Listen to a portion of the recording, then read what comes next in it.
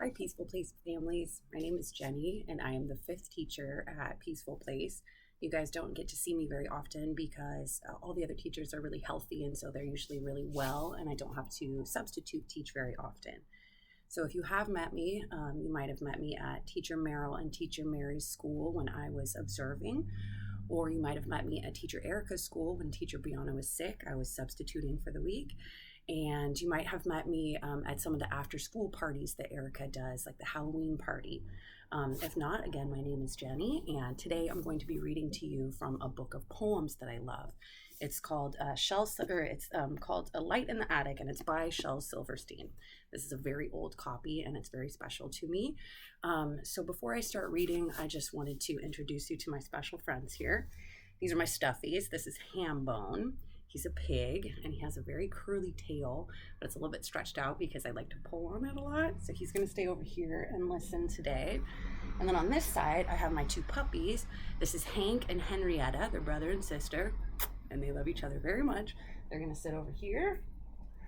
And then up top, this is a special guy named Squidly. I love his springy tentacles, too. I love to pull on them. He's going to hang out up top and watch while we read some poems.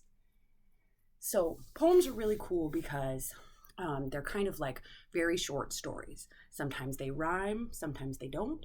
Sometimes they're very long, sometimes they're very short. Sometimes they're just kind of like a joke. Sometimes they're like tongue twisters where if you say them really quickly, it's hard to say.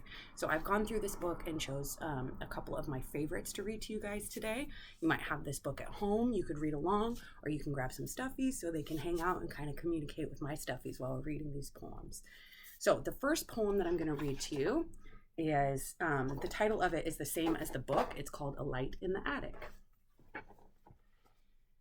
There's a light on in the attic. Though the house is dark and shuttered, I can see a flicker and flutter, and I know what it's about. There's a light on in the attic. I can see it from the outside, and I know you're on the inside looking out. That's a pretty cool picture here. The next one I'm going to read is called A Moon Catching Net. It's a sticker of Moon Catching Net. I've made a moon catching net and I'm going hunting tonight. I'll run along swinging it over my head and I'll grab for that big ball of light. So tomorrow, just look at the sky, and if there's no moon, you can bet I found what I sought and I finally caught the moon in my moon catching net. But if the moon's still shining there, look close underneath and you'll get a clear look at me in the sky, swinging free, with a star in my moon catching net. The next one's really short, and this is just kind of a joke, but it makes me giggle. So here's the picture, which I think is really silly. It's called Shaking. Geraldine, now, stop shaking that cow. For heaven's sake, for your sake and the cow's sake. That's the dumbest way I've ever seen to make a milkshake. This one's a little bit longer, and it talks about possibilities. It's called The Picture Puzzle Piece. And there's just this picture here. This picture is for the poem on the other side, but there's just a puzzle piece laying on the ground here. Picture puzzle piece. One picture puzzle piece laying on the sidewalk. One picture puzzle piece soaking in the rain. It might be a button of blue on the coat of a woman who lived in a shoe. It might be a magical bean or a fold in the red velvet rope of a queen. It might be one little bite of the apple her stepmother gave to Snow White. It might be the veil of a bride or a bottle with some evil genie inside. It might be a small tuft of hair on the big bouncy belly of Bobo the bear. It might be a bit of the cloak of the witch of the West as she melted to smoke. It might be a shadowy trace of a tear that runs down an angel's face. Nothing has more possibilities than one old wet picture puzzle piece. What could you imagine this puzzle piece would be, I wonder? Be interesting to hear all you guys' answers for what you think is on this mystery puzzle piece.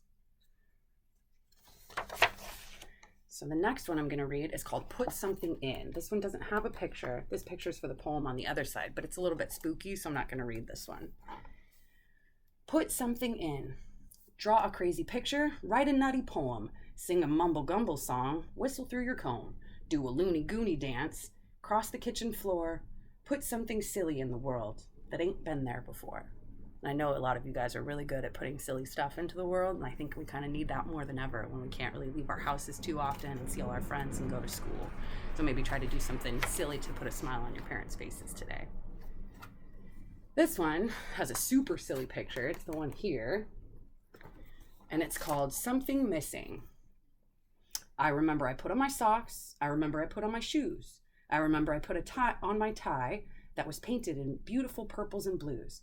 I remember I put on my coat to look perfectly grand at the dance, yet I feel like something I may have forgot. What is it? What is it? I think it's his pants.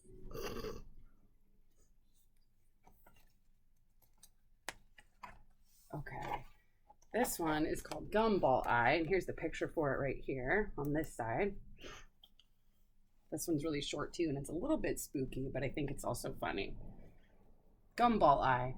There's an eyeball in the gumball machine, right there between the red and the green, looking at me as if to say, "You don't need any more gum today."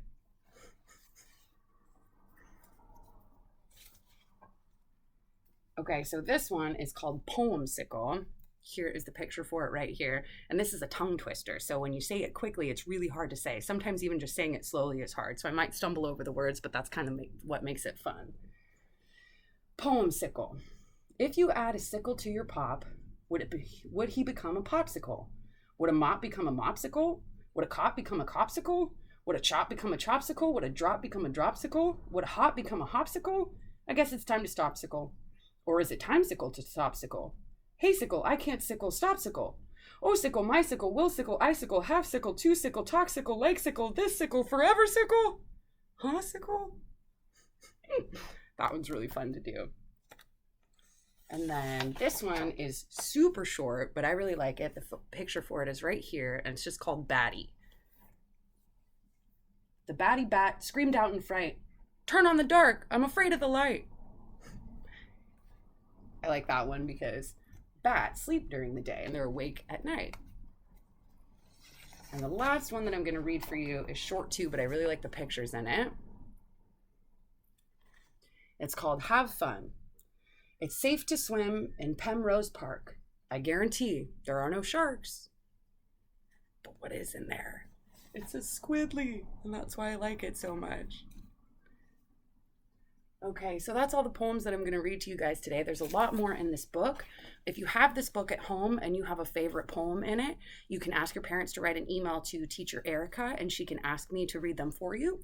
Or if you have different books of poems at your house, I would love to read those as well. So let us know if you guys have any favorite poems that you'd like me to read. Have a good day.